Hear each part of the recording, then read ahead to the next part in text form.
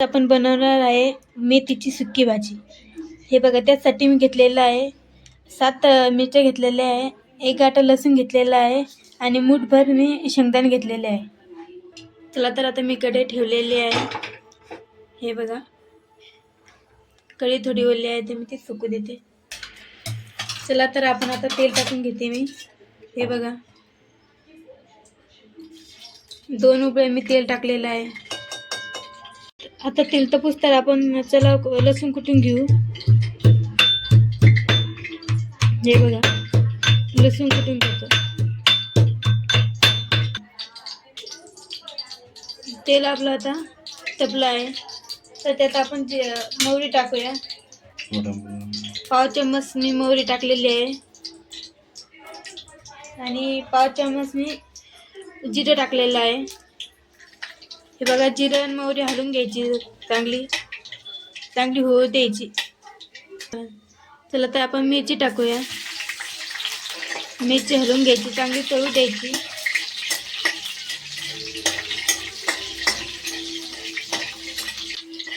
हे बघा, आपले मिरची चांगली तळलेली आहे तर आपण त्यात लसूण टाकूया।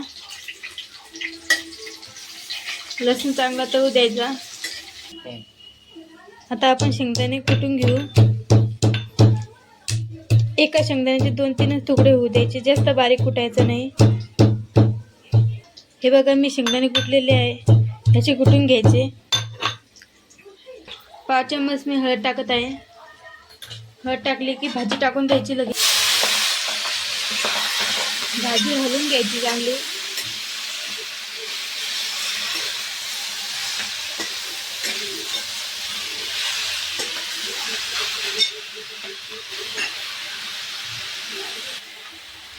चवीसाठी मीठ टाकून घ्यायचं। अर्धा चम्मच मी मीठ टाकलेलं आहे आणि आता वरून शेंगदाणे टाकून द्यायचे। हे बघा, शेंगदाणे टाकून हलवून घ्यायचं। भाजी चांगल्या प्रकारे होऊ द्यायची।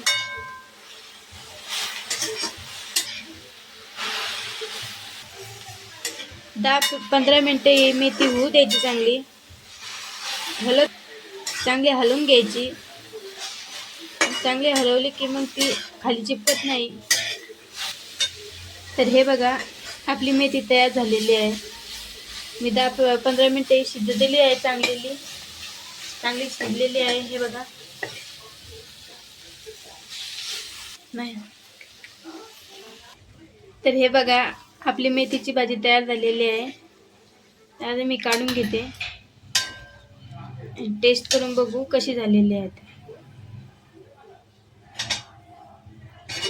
हे बघा, चला तर आपण आता मेथीची भाजी खाऊया।